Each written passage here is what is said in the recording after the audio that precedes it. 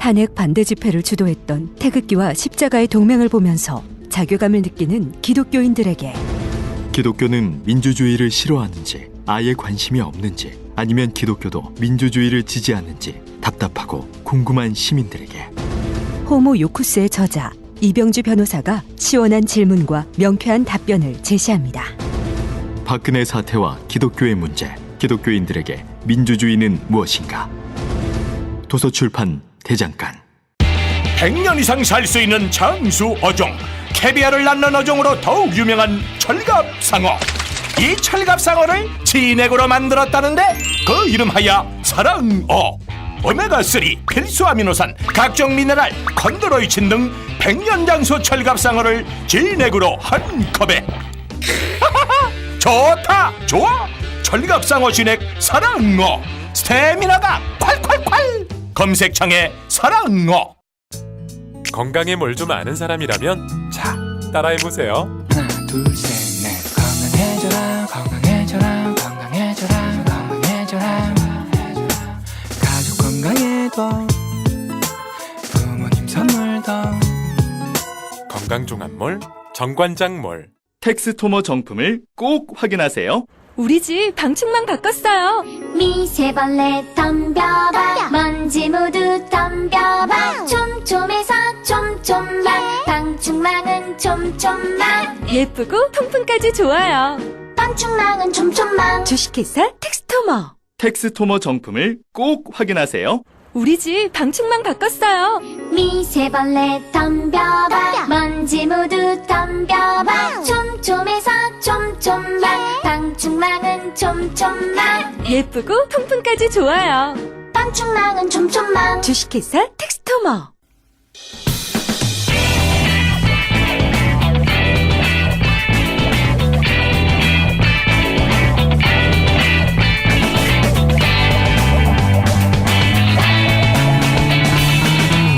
김어준의 뉴스공장.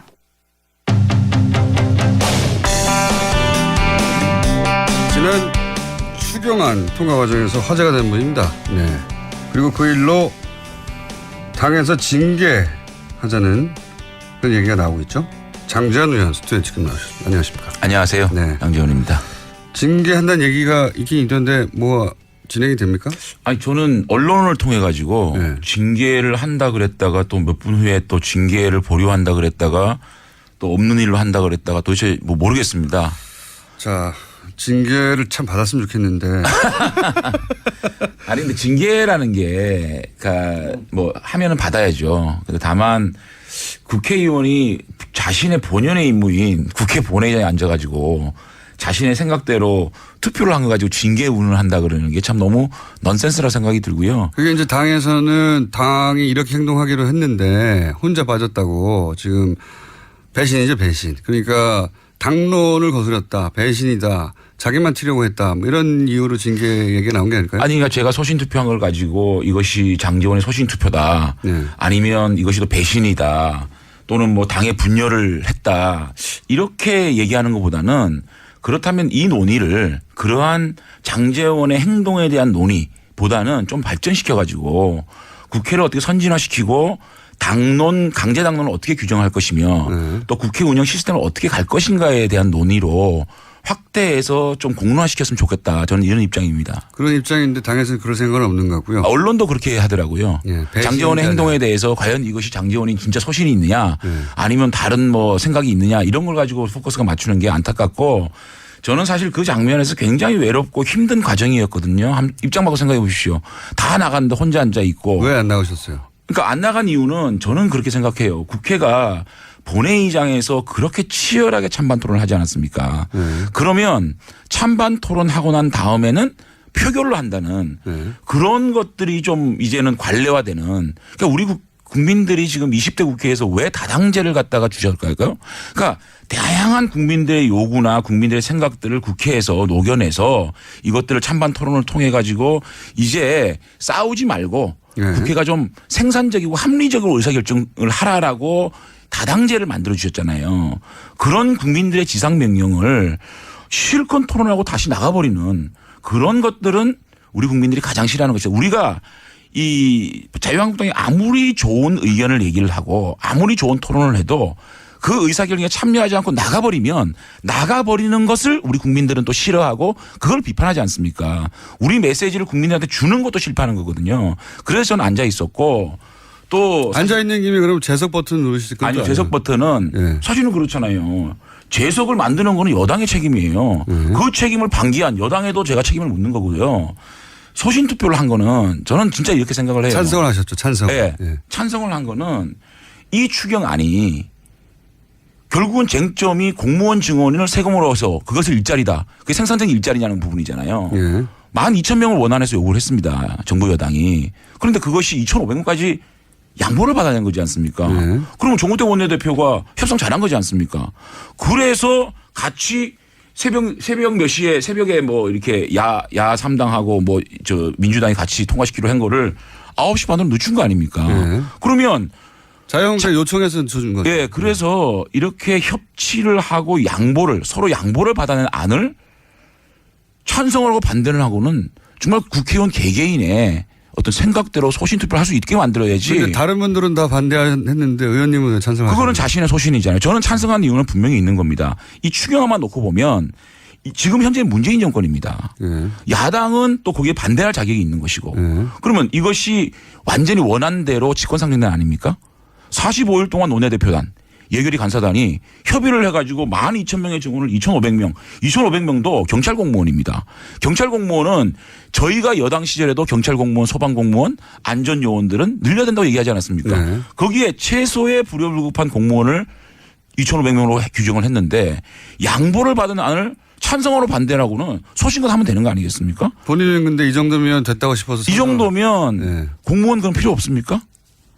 저는 이 정도면 충분히 양보를 받아는 아니다. 예. 그래서 저는 찬성을 한 거죠. 자유한국당 왜 계세요 그러면? 아니 그러니까 제가 얘기하는 게 이 강제적 당론을 어떻게 규정할 것이냐, 네. 권고적 당론을 어떻게 규정할 것이냐, 아니, 자율투표는 어떻게 할 것이냐에 대한 당에 있는 모든 공론의 사람들과 논의를 생각이 다른 자유한국당이 계속 아니요 있을 생각이 거거든요. 다른 건 아니죠. 네. 생각이 다른 건 아니고 그 부분만 다르다. 그렇죠. 네. 그렇기 때문에 저는 강제적 당론이라는 게 정말 당의 존폐 문제, 대한민국의 국방 문제, 안보 문제 이런 심각한 문제라든가 아니면 여당 단독으로 직권상정하는 문제 이런 문제가 아니면 이제 국회의원 개개인의 뜻에 따라서 자율투표할 수 있는 그래서 강제적 당론을 최소화할 수 있는 그런 것들을 좀 공론화하고 싶어요. 알겠습니다. 근데 이제 그거 덕분에 김태현 의원은 그 덕분에 이제 그 전부터 인생에서 가장 후회하는 결정 중 하나라고 저희 복당한 것을 저희 방송에서 말씀하시고 나서는 김태현 의원이 당을 나가야 할 거다 이런 말씀도 하셨고 또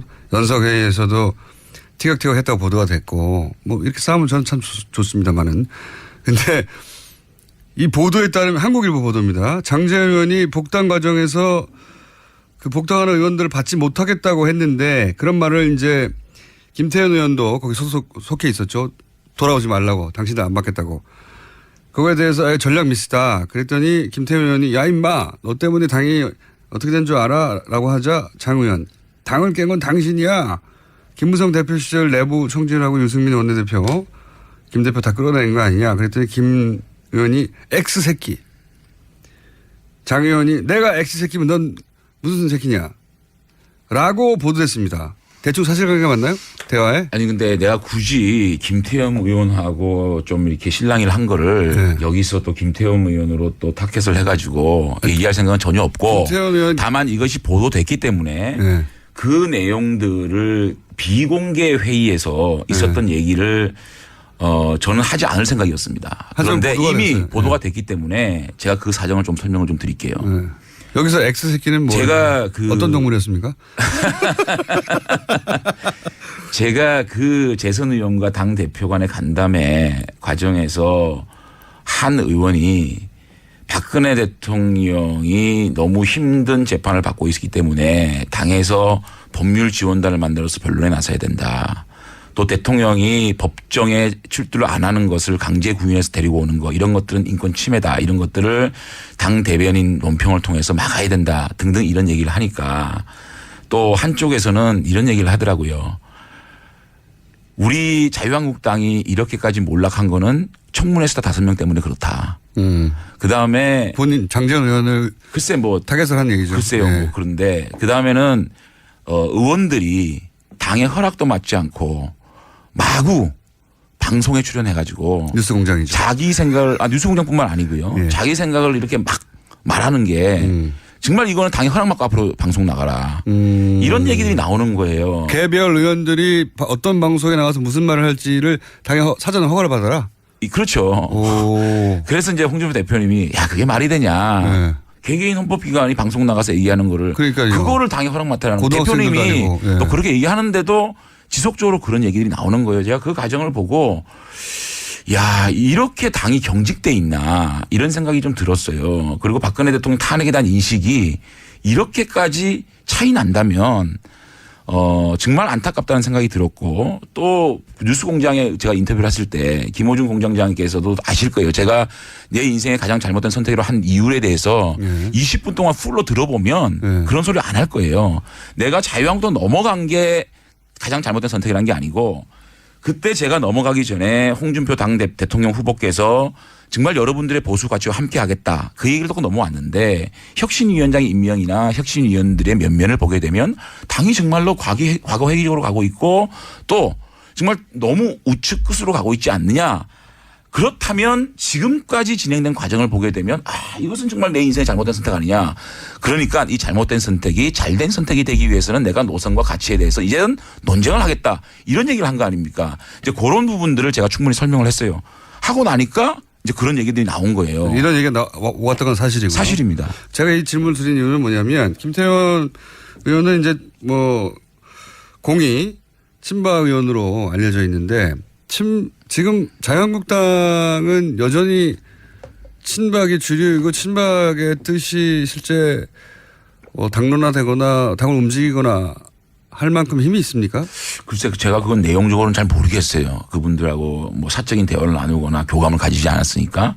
다만 친박 비박은 그런 프레임이 아니고 탄핵 비탄핵 이런 이제 부류 이런 세력들로 재편되고 있지 않나. 탄핵 비탄핵이 뭐 친박 비박이죠. 뭐 그렇게 볼 수도 있는데 일단은 친박 비박이라는 프레임보다는 탄핵 비탄핵 쪽으로 이렇게 전개되고 있는 것 같아요. 근데 이 탄핵의 이제 인식 문제에 있어서는 저는 이렇게 생각을 해요. 이것이 한 번에 해결될 수 있는 문제는 아닌 것 같다. 그러니까 무슨 말이냐면 탄핵이 조작된 거고 정치적 보복이었고 일부 보수 진영 이를테면 새누리당 내의 국회의원들이 이것들을 부안해동을 해서 당이 망하고 박근혜 대통령이 탄핵에 이루어지지 이런 거 아니니까 이런 생각하시는 분들이 굉장히 탄탄하게 많다는 생각을 했거든요. 당내에도 예, 그래서 박근혜 대통령의 형사재판 결과라든지 그다음에 결과가 나온 다음에 어떤 여론 형성 이런 것들을 가지고 지루한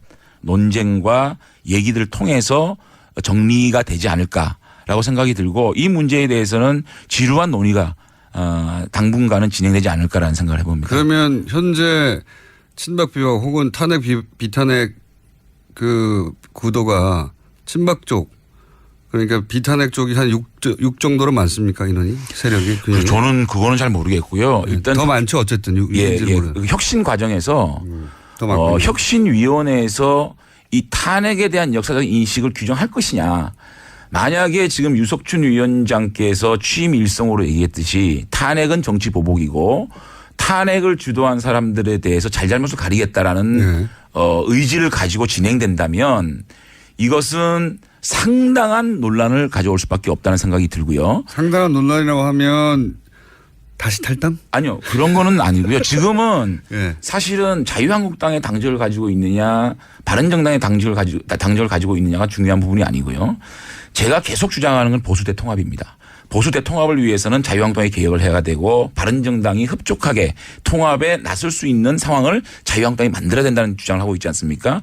그렇기 때문에 지금으로서는 뭐 제가 바른정당으로 가고 뭐 탈당을 하고 이런 논란이 아니고 이 안에서 만약에 혁신위원회에서 이걸 규정하겠다고 드는 과정에서는 끝까지 탄핵이 법적으로 하자가 없었고 그 당시에 돌아가서 만약에 새누리당이라는 당이 집단적으로 뭉쳐서 박근혜 대통령의 국회 탄핵을 막았다면 이 촛불 광장 민심이 100만이 되고 200만이 되고 1000만이 되는 상황에서 심지어 청와대를 100m 앞까지 가 있는 상황에서 또 국회를 전체를 탄압하겠다고 한 상황에서 저희들이 똘똘 뭉쳐서 박근혜 대통령의 탄핵을 막았다라고 하면 막을 수는 있었겠지만 과연 국민들의 민심이나 국민들이 새누리당에 대한 당을 가만 놔뒀겠느냐 생각하면 굉장히 아찔하거든요. 그런 것들을 우리가 상기시키면서 거기에 대한 논쟁에 대해서 직접적으로 뛰어들어서 투쟁을 할 수밖에 없는 것이고 또 노선 문제에 있어서 당이 계속적으로 지난 20년간 우리 보수 정당이 좌클릭해서 망했다.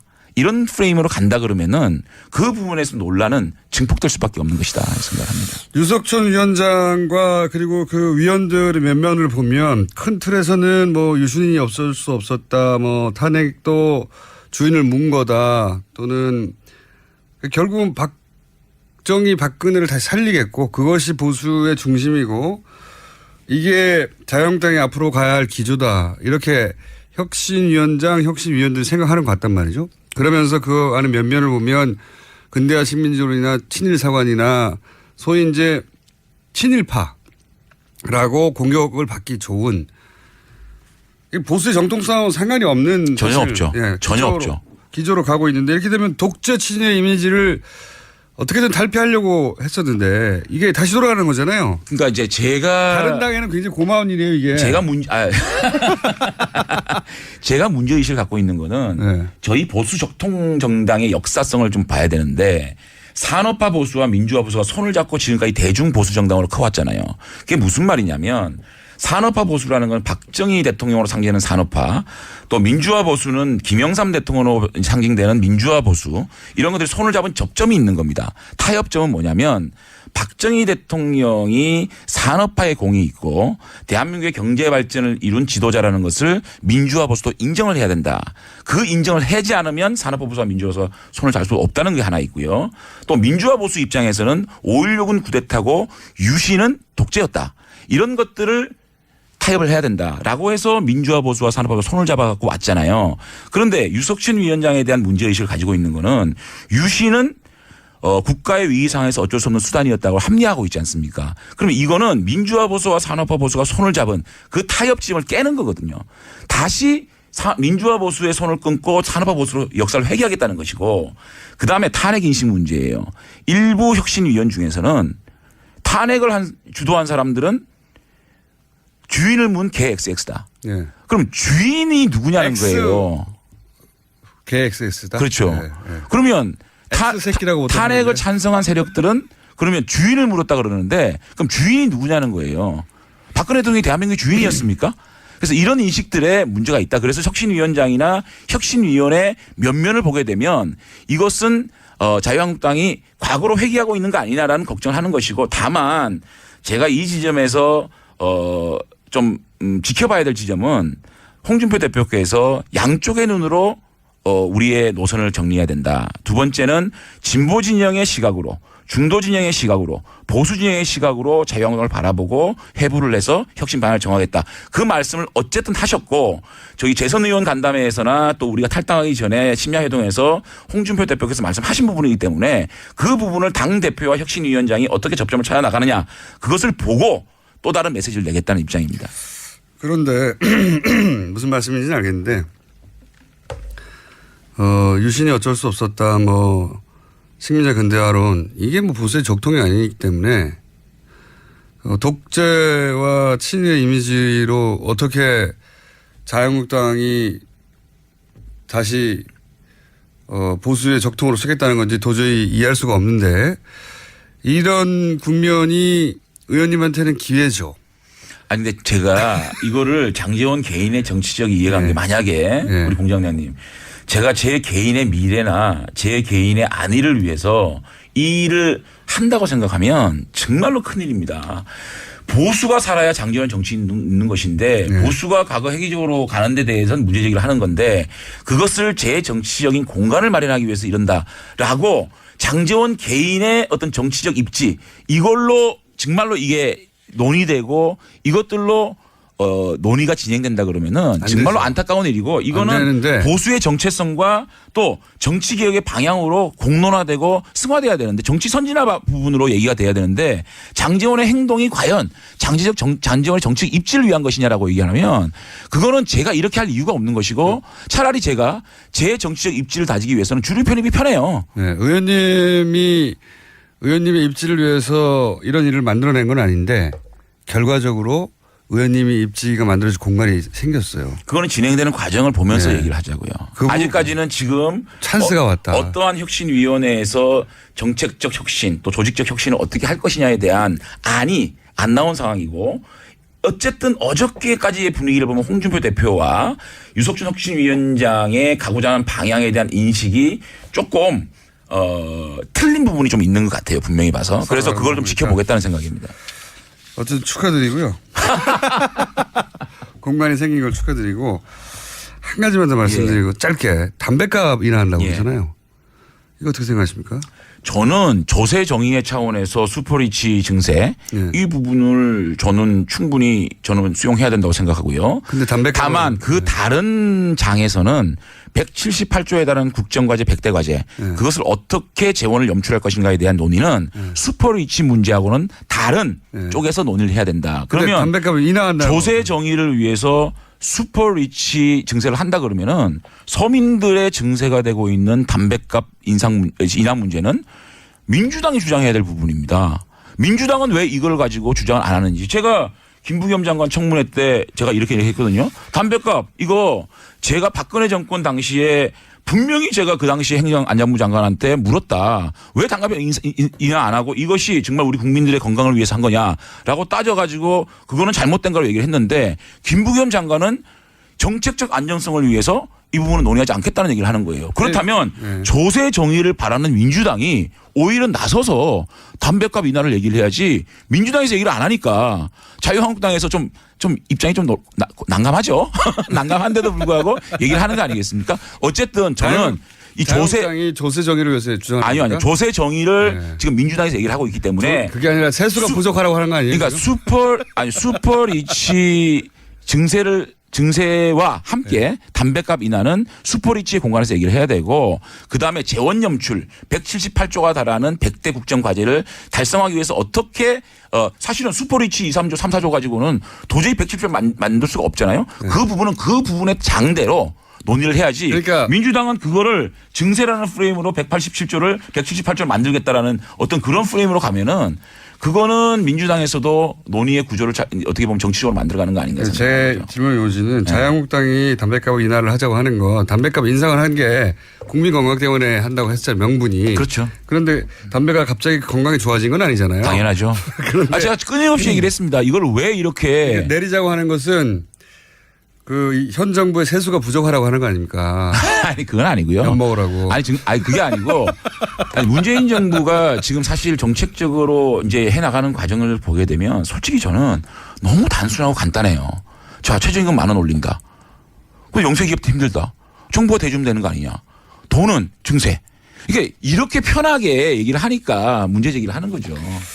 자, 담배값 이야기, 그 부분은 다음 시간에 세수에 관한 얘기 다 본격적으로 하고요. 저는 뜬금없이 담배값 인하를 들고 나왔는데, 이거 참 염치 없다는 생각이 들어서 어떻게 생각하시는지 여쭤봤습니다. 예. 염치 없는 거 아닙니까? 아니, 저 자유한국당에서 말할 입장이 아니죠. 입장이 아닌데 민주당이 이걸 거론해야 된다 이 말씀을 드리는 거예요. 민주당은 또 그 세수를 감안해서 작전을 짰을 테니까 못 내리겠죠, 이제는 또. 그거 한번 이제 제가 저 안행이니까 행안위에서 한번 김부겸 장관한테 따져보겠습니다. 그걸 공격하려고 또 내린다고 하는 얘기 아닙니까? 세수 부족을 맛보라 이것들아 이거 아닙니까? 자, 여기까지 일단 오늘 하고요. 조만간 다시 모시겠습니다. 고맙습니다. 장제원 의원이었습니다. 감사합니다. 고맙습니다. 또 떨어졌어. 너 또 입사 시험 봤어? 아니, 차량용 핸드폰 거치대 말이야. 여러 개 사봤는데 실패의 연속이야. 떨어지고 시야 가리고 운전석에서도 멀고 뭐 좋은 거 없을까? 싼 것만 찾으니까 그렇지. 제대로 된 거 하나 사서 편리하게 쓰는 게 더 낫지. 그런 게 있어? 그럼 있지. 1, 2, 3 할 때 2. 힘 세다 할 때 힘. 2 힘. 2 힘? 2배로 힘이 세다는 건가? 네이버 검색창에 2 힘을 검색해보세요. 아빠, 우리 어디 가는 거야? 정수가지. 와, 우리 말 타러 가는 거야? 그렇게 좋아? 고민하지 말고 장수로 오세요. 온 가족이 즐기는 승마 체험과 국내 최대 규모의 말역사 체험관 등 장수에는 정말 볼 것, 누릴 것들이 넘쳐난답니다. 말의 심장 소리를 직접 느껴보는 장수에서의 하룬 여행. 장수는 항상 가까이 있습니다. 주말 여행은 장수로. 승마 체험 예약은 063-350-5486.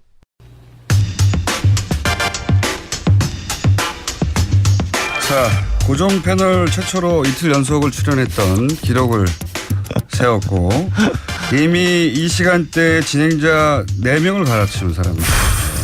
그런데도 계속 살아남은 제가 진행하는 동안 반드시 관두게 만들겠다고 제가 첫 시간부터 얘기했었는데 자 오늘 무슨 아이템을 주고 오셨습니까? 그래서 새벽에 잠을 못 자요. 근데 아이템 전에 요즘에 또 전화 올까 봐. 왠지 한 번 전화를 받았는데 갑자기 오라고 그럴까 봐. 갑자기 오라고 그럴까 봐 긴장돼서 6시 깨가지고 이 스마트폰을 보고 있는 이 신세를 어떻게 하면 좋을지 그렇게까지 중요한 패널은 아닙니다. 중요하지 않으니까. 자 오늘은 어떤 문제입니까? 어쩜 문제가 아니라 원래는 문무일 신임 검찰총장 검찰 수사를 과연 개혁할 수 있을 것인가라는 얘기를 우려가 많죠. 우려가 많기도 하고 검경 수사권에 대해서 애매모호한 태도를 취했잖아요. 애매모호한 태도도 취했고요. 어제 취임식에서는 이렇게 얘기를 하셨어요. 검찰 수사와 결정에는 검사만이 관여할 수 있다는 형사소송법의 원칙을 굉장히 강조하셨어요. 근데 이게 원래는 검찰이 왜 수사권을 가지고 있냐면 취지는 그런 겁니다. 경찰만 한번 보고 이게 그냥 재판에 넘겨버릴 경우에는 국민의 인권 침해가 있을 수 있다. 그러니까 검찰이 한 번 더 보고 나서 제대로 됐는지 안 됐는지를 보고 넘기겠다는 취지인데 그것도 근데 저는 나중에 만들어진 취지로 알고 있고. 그러니까 나중에 만들어진 취지가 맞아요. 왜냐하면 이제 50년대 60년대 우리가 일제시대 잔재로 경찰 국가했던 적이 있잖아요. 그러니까 그때 경찰의 힘을 빼기 위해서 검찰 제도를 이런 식으로 바꾼 건데 지금은 또 그런 시대는 아니잖아요. 일제시대에 소위 이제 검사는 일본인들이 하고 경찰을 소위 이제 조선인들을 써서 조선인들에게는 기소권을 줄 수 없고 직접 또 수사를 해서 이제 조사를 할 때 불령선인들하고 우리 일본의 검사가 같이 직접 대화할 수 없으니까 일단 경찰 리들이 조사를 해오면 내가 서류만 보고 검토를 하겠다는 게 옛날 취지였고. 그렇죠. 그래서 이게 이렇게 됐던 거지. 이게 검사들이 지금 말한 여러 가지 이유들 나중에 발명된 거예요. 아니 그래도 어쨌든 발명을 했더라도 지금은 어쨌든 검찰이 인권보호기관이라고 생각을 하고 있고 아마 문무일 신임 검찰총장 같은 경우 그 부분을 굉장히 강조를 하고 싶으신 것 같은데 문제는 국민들이 또 검찰이 인권보호기관이었어? 라고 생각하시는 분이 몇 분이나 될까. 이런 경찰에 비해서 검찰은 인권을 더 보호한다고 검찰은 생각하시는 것 같아요. 그러니까 그렇죠. 근데 국민들은 이제 수사를 받아보시면 이제 검찰 직접 수사밖에 안 받아보셨죠? 경찰에서도 받아봤습니다. 받아보셨어요? 그럼 이제 얘기가 통하겠네 쉽게. 보통 이제 수사를 받으시면 당황하시는 게 경찰에서 수사 받고 할 얘기 다 했는데 검찰로 또 불러서 똑같은 얘기를 하게 만드니까 오히려 그거는 국민들이 이게 인권 보호를 위한 것이라는 생각을 하는 게 아니라 불편하다는 생각만 하실 때도 있거든요. 그럼 그 어떤 모순을 어떻게 극복을 할 것인가. 그리고 신임 이게 뭐냐면 국민들만 그렇게 생각하는 게 아니라 예전에 검찰에 조금 연배가 있으신 좀 원칙주의자 이런 분들은 다 지금 말씀드린 것처럼 인권 보호 차원에서 이게 꼭 필요하다고 하는데 또 좀 젊은 검사들은 야 좀 안 했으면 안 되겠냐. 왜냐하면 다 지고 있으니까 이게 다 일일 뿐이다. 그리고 국민도 바라지 않는다라는 목소리가 검사들도 해요. 검사들의 이제 명예로 생각하는 것 같고 그리고 이제 경찰을 부리는 우리는 상급기관으로서의 권한으로도 생각하는 것 같고. 근데 그거를 신임 검사 좀 젊은 층에서는 별로 바라질 않아요. 그런 걸 가지고 명예를 있다라고 생각 안 하거든요. 그거 전체가 검사의 힘을 상징하는 거라고 생각하고. 근데 위에 이제 고위직들은 그렇게 또 생각을 하죠. 위상으로 생각하고. 그러니까 그런 여러 가지 것들을 과연 어떻게 극복을 할 것인가인데 문제는 그런 것 같아요. 그래서 이제 막 검찰 취임식 때도 문 대통령에게 한시도 정말 하늘이 바라는 게 너무 많아서 길 떠나는 나그네한테는 하늘에게 맑기를 바라고 또 뭐 아낙네들 같은 경우 농부 같은 경우 비 오기를 바란다. 나도 힘들다. 농부는 이제 여기서 검사고. 네. 아니지. 왜 또 그렇게 해석을 하세요? 아니 그 대통령이 원하는 바와 자기 뒤에 있는 검사들이 원하는 바가 달라서 곤란하다. 그렇죠. 뭐 이런 거죠. 예. 네. 근데 제가 생각했을 때는 오히려 하고 싶은 말씀은 그 성경책도 보신 적 있어요? 성경책 본 적 있죠. 그러니까 겟세마네 동산에 예수가 네. 잡혀가기 전에 네. 기도를 하잖아요. 이 잔을 피해갈 수 있도록 해달라고. 네. 자기가 죽을 줄 알기 때문에. 네. 지금 문무일 검찰총장의 심정은 사실은 십자가에 스스로 검찰을 못 박아야만 하는 그런 본인을 못 박아야 되죠. 본인을 못 박아야 되는 예수의 심정이 아닐까. 굳이 너무 그 위대하게 비유를 했을까? 네, 그렇습니다. 하여튼 그래서 그게 무슨 고귀한 작업이 아니에요. 그냥 해야 하는 거지. 아니 그렇더라도 전 세계가 다 그렇게 하고 있는데 우리나라만 당하는 사람 입장에서는 아니 그게 당하는 게 아니고 당한다는 건 정당한 것을 하고 있는데 네. 누군가 부당하게 요구할 때 당하는 거고 이거는 당연히 해야 되는 걸 자기가 힘으로 막아왔던 거죠. 그렇게 한시를 읊었더니 이제 문재인 대통령이 필요 없다. 어쨌든 해주길 바란다. 한시를 못 알아들었을 수도 분명히 있고요. 분명히 아니 대통령한테 그런 또 아니 대통령이라고 한시를 다 잘합니까? 하여튼 취지 아니 왜냐하면 분명히 우리가 청문회 때도 그랬고 취임식 때도 그랬고 약간은 좀 거부하는 듯한 그런 태도를 취했는데 네, 그렇게 할 수밖에 없는 부분도 좀 이해가 근데 가요. 대통령은 이렇게 얘기를 하셨잖아요. 내가 보니까 검찰총장은 나와 뜻을 같이 하는 것 같더라. 그 한쪽 귀로 들어온 걸 한시를 못 알아들었어요. 제가 보기에는. 그러니까 해라 이렇게 얘기를 했고 한시를 한자로 읽었나요? 아니면은 그건 풀어서 한글로 풀어서 아니요 한시로 모르겠는데 그건 그러니까요.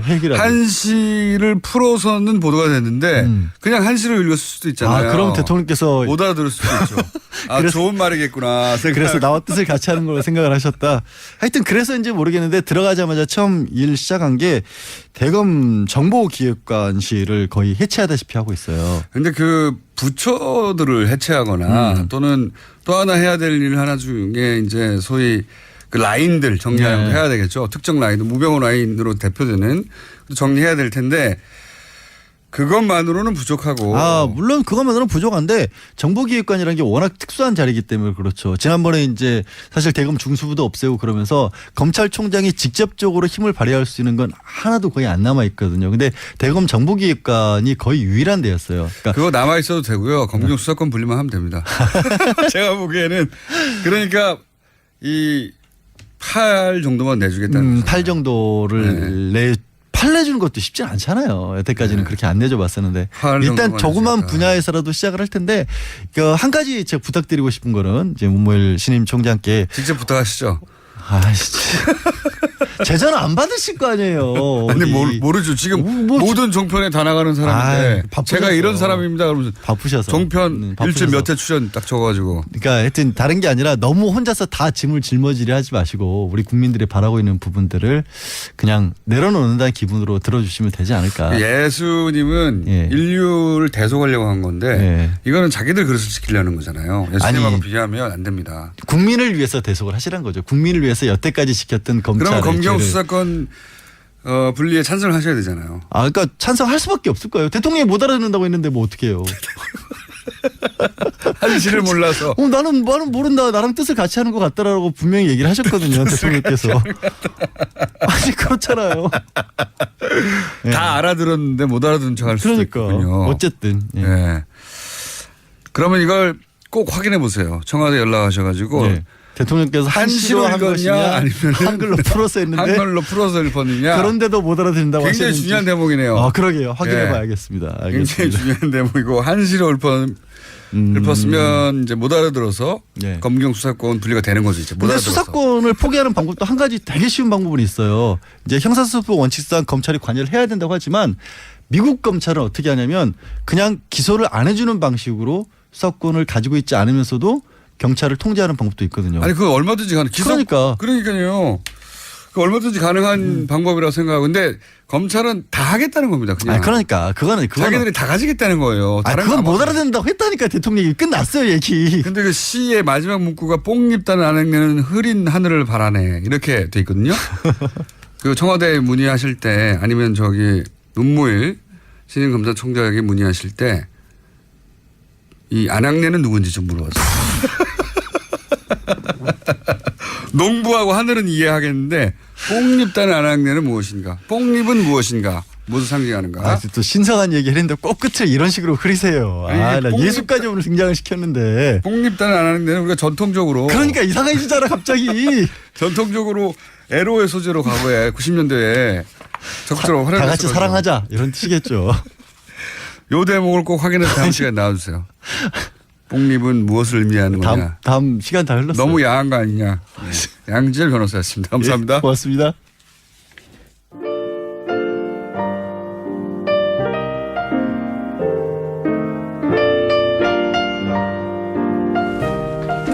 자, 불친절한 AS. 많은 사람들이 장제원 의원님 관련 문자가 꽤 많이 왔습니다. 욕도 많고요. 응원도 많네요. 예. 노회찬 의원, 장제원 의원 연속으로 문자가 굉장히 많이 왔고요. 예. 노회찬 의원님 관련해서는 잔머리는 굴리는 거고 전략은 수립하는 거다. 예. 감동하신 분도 있고. 장제원 의원님 관련해서는 많은 사람들이 재원, 아이로 알고 있는데 이다 제자가 라는 걸 알려드립니다. 왜냐하면 장제원 의원 관련 문자가 대부분 아이로 오고 있네요. 네. 이다. 예. 자, 그 외에 누가 멀리서 듣나 계속 오고 있는데 오늘 안 왔네요. 웬일이죠? 예. 오늘은 이제 다 끝났나 봅니다. 누가 멀리서 듣나. 드디어 발표해야 될 시점이 왔나 봅니다. 그리고 제가 오늘도 바람이 샌다고 어부연합이 뭡니까? 네, 라고 하는데 어버이연합을 말한 걸 것 같습니다. 알아서 좀 챙겨서 새겨서 들어주십시오. 제가 어부연합이라고 했나요? 어버이연합이었음을 AS를 통해 정정하는 바입니다.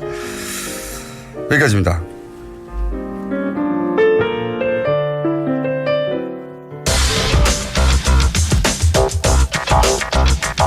자, 과학과 시사와 개그를 접목시킨 파터 원종훈 씨 나오셨습니다. 네, 안녕하세요. 예. 네, 7분 20초가 있군요. 자, 오늘 주제 뭡니까? 네, 빨리빨리 하죠. 예. 네, 오늘은 오랜만에 그 신비한 동물의 세계를 탐구해 보려고 하는데요. 신비한 동물의 세계? 네. 예. 제가 소개해드릴 이 동물은 설치류 주의 일종인 바로 레밍이라는 동물입니다. 레밍. 예. 오케이. 나그네지라고도 불리는 이 특별한 동물의 생태에 대해서 좀 알아보는 시간을 갖도록 하겠습니다. 일단 레밍이 어떻게 생겼냐면 햄스터 같이 생겼어요. 햄스터. 되게 귀엽습니다. 이렇게. 근데 설치류의 일종 아니에요? 그죠? 설치류죠. 네. 쥐 종류인데요. 몸 길이가 15cm 가까이 되는데 15cm. 일부의 주장과는 달리 우리나라에는 서식하지 않고요. 네. 우리나라는 서식하지 않고 주로 북유럽이나 튼튼한 지방 등 추운 곳에 사는 쥐입니다. 네. 근데 이 레밍은 다른 설치류와는 네. 그러면 그 상당히 이제 보온이 되는 털이 있을 그렇죠. 이렇게 봉실봉실하게. 레밍 가죽도 그러면 네. 그건 잘 모르겠습니다. 네. 어쨌든 이 레밍은 다른 설치와 마찬가지로 뭐 야행성이고 주로 풀을 먹고요. 근데 가장 큰 특징으로 알려진 것은 아무래도 집단 행동 아니겠습니까? 그렇죠. 이 집단 행동 표현에서 옛날에 이제 레밍스란 게임도 이용했던 적이 있었고. 레밍스란 게임. 예, 줄줄이 이렇게 가는 걸 이렇게 어떻게 물에 안 빠지게 만드는 게임이 있었어요. 한 30년 전에. 아, 예전에 그 PC 게임. 아주 오래전에. 아주 오래된. 네. 그리고 1980년대 전두환 시대 주한 미군 사령관 존 위컴이 한국인들은 지도자가 바뀌면 우르르 쫓아간다고 해서 레밍 같다는 발언을 해서 거기서 이제 시작된 거죠. 그때 이제 우리나라 이게 동물에 대한 얘기가 퍼지기 시작을 했죠. 그 우민이라고 칭할 때 레밍이냐. 그렇습니다. 그 표현이 주한미군에서 나온 겁니다. 그때 당시. 그러면 이제 이 문제 행동에 대해서 좀 알아보겠습니다. 과연 이렇게 사는 것인가 레밍은. 레밍은 실제 그러한가. 실제 그러한가. 네. 일단 레밍은 집단 행동을 하지 않습니다. 아, 그래요? 집단적으로 생활하지 않고요. 그냥 설치류답게 알아서들 살고요. 그러면 레밍이 집단으로 따라 움직이고 뭐 집단으로 자살하고 이런 건 잘못 알려진 내용이에요. 그게 이제 설명을 드릴게요. 그 부분을. 이렇게 뭐 우르르 뭉쳐 살고 뭐 리더가 어디로 간다고 무작정 따라가거나 이런 동물은 아니고요. 네. 다만 그 지역의 개체수가 많아졌을 때 네. 먹이가 있는 곳을 찾아 집단적으로 이동을 하죠. 근데 이런 현상은 따로 살다가 네네네. 집단 이주를 할 때는 이주할 때만 하긴 먹을 게 없으니까 다 떠나야죠. 그러니까요. 근데 이런 이동은 뭐 레밍뿐 아니라 버팔로, 코끼리 등 수많은 동물에서 볼 수 그렇죠. 있는 아프리카 현상이고요. 동물들, 초식 동물들이 대부분 그렇잖아요. 그렇습니다. 근데 이 레밍들이 이렇게 이동할 때 의문의 집단 자살 같은 현상을 보이는 건 사실입니다. 네. 주로 이제 하나씩 바다로 뛰어들어 익사를 하는데요. 제가 동영상을 봤는데 좀 줄줄이 좀 이렇게 좀 떨어지긴 하더라고요. 거꾸로 그 고래나 물 속에 있는 돌고래도 그랬던가 하여튼 집단으로 그 무트로 나와서 자살하는 경우도 이상한 있죠. 행동도 있죠. 네. 레밍은 물에 들어가서 죽는 거라면 물 밖으로 나와서 죽는 동물들도 있어요. 그렇습니다. 네. 그래서 이게 과연 집단 자살일까? 어떤 뭐 개체를 줄이기 위한. 그래서 이제 뭐 바보 같은 지도자를 따라가다가 하나가 떨어지니까 계속 따라 죽는 것인가. 이렇게 생각을 했었습니다. 한때는. 근데 지금은 완전히 바뀌어 있고요. 동물 행동학에서 네, 그렇습니다. 그걸 해석했나요? 해석했죠. 새로 연구를 해가지고. 해석했나요?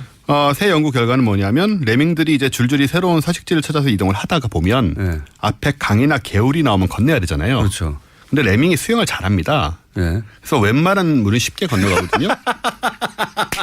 빠져 죽은 게 아니고 다이빙한 거예요? 네. 문제는 레밍이 지독한 근시예요. 아하. 그래서 이렇게 가다가 앞에 바다가 나오면 이게 강인지 개울인지 분간을 못하는 거예요. 여기서 내가 헤엄쳐서 건널 수 있는 정도의 그렇습니다. 폭인지 아닌지를 몰라서 자살이 아니라 실족사 물인 줄 알고 뛰어들었지만 그 물의 폭을 몰라서 결국은 죽게 되는 경우는 있지만 그렇죠. 폭이 그 좁은 곳은 다 건너간다 그냥. 건너가는 건 사건이 아니니까 아무도 모르는 거고요. 그런 거구나. 그래서 이제 다이빙한 거구나. 네, 다이빙을 하는 거예요. 그럼 수영민족이라고 우리를 부르는 거예요 지금? 김학철 의원이 한국인은 수영민족이다 이런 얘기를 한 거랑 비슷하네요. 네, 그래서 아무리 뭐 수영을 잘해도 이렇게 바다를 건널 수는 없으니까. 그런 분도 가끔 있긴 하죠. 네, 지쳐서 익사를 하는. 그러니까 이거는 군중 심리하고는 관계가 없고 상관없군요. 자살하고도 관계가 없고 근시의 비극. 근시의 비극. 그렇게 생각하시면 됩니다. 근시의 비극이었구나. 정말 잘못 알고 있었네요. 네네. 그래서 이제 군중 심리나 집단 자살의 대명사로 레밍을 드는 것은 굉장히 비과학적인 태도고요. 레밍의 생태에 대해서 잘 모르는 주제에 어디서 주워 듣고 이제 그런 개념을 적용하는 경우가 있다면 무지와 무식의 소치라고밖에 말할 수가 없습니다. 무식의 소치다. 사실 레밍의 이런 행동은 좀 미덕이라고도. 그런 집단 행동, 그러니까 집단 이주를 가지고 빗대서려면 초식 동물 전반을 말했어야지. 굉장히 많은 동물 동물이. 같은. 네. 걔네들은 몸이 크고 눈이 좋으니까 죽지 않는 것일 뿐이죠. 사실 레밍이 근데 이런 행동은 일종의 미덕이라고 볼 수 있는 게 레밍이 원체 새끼를 많이 낳아요. 그래서 1년에 10마리, 20마리씩 낳기 때문에 그러다 보면 서식지 개체수가 금방 불어나잖아요. 이런 경우에 대부분의 동물들은 서로 다투면서 생존을 꾀하고 동족을 쫓아내고 죽이면서 경쟁을 합니다. 근데 레밍은 그 대신에 스스로 다른 곳으로 떠나가는 거예요. 다 같이. 네. 그런 의사소통을 어떻게 하나 모르겠네요. 자기들 언어가 있겠지 물론. 뭐 어떻게 뭐 눈치코치로 하지 않을까요? 그런데 그런 이주의 과정에서 비과학적으로 답하네요. 네, 모르니까.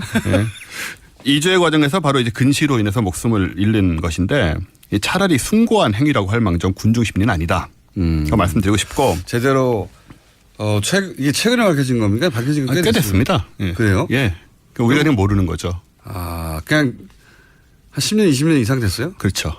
오래된 얘기네요. 이런 얘기 한번 굳어지면 그냥 진리가 돼버리니까요. 그러니까 계속 인용되고. 알고 봤더니 레밍을 자세히 알아봤더니 그게 아니었다. 네. 다이빙을 했을 뿐이다. 다이빙을 했을 뿐이다. 건너려고. 네. 과감한 행동이죠. 과감한 행동. 물이야? 다이빙 수영하지 뭐. 그렇게 했는데 너무 넓은 바다로 뛰어들었어. 그렇습니다. 죽게 되었다는 사연이구나. 우리가 이 레밍들을 통해 배울 점이 있는데요. 바로 며칠 전에 우리 사회의 공동체 의식에 대한 지적이 나오지 않았었습니까? 예, 기억나시죠? 그런 분들이야말로 바로 이 레밍처럼 이 사회 문제들을 먼저 자각하는 선구자분들이 공동체를 위해서 자신을 희생하는 미덕, 또 레밍의 정신과 철학을 앞장서서 본받아야 하는 게 아닌가 그런 생각이 들기까지 했습니다. 마지막 시사를 접목시키려고 노력했네요. 네. 그냥 근시의 비극으로도 충분히 오늘 코너는 역할을 다 했어요. 네. 근시의 비극. 폭망한 건 아니네요, 그러면? 오늘은 홈런까지는 아니에요. 네. 홈런까지는 아니지만 충분히 3타 정도는 가나. 만족스럽습니다. 자, 오늘 여기까지 하겠습니다. 원종우 씨였습니다. 감사합니다. 감사합니다. 저는 김어준이었습니다. 내일 다시 뵙겠습니다. 안녕.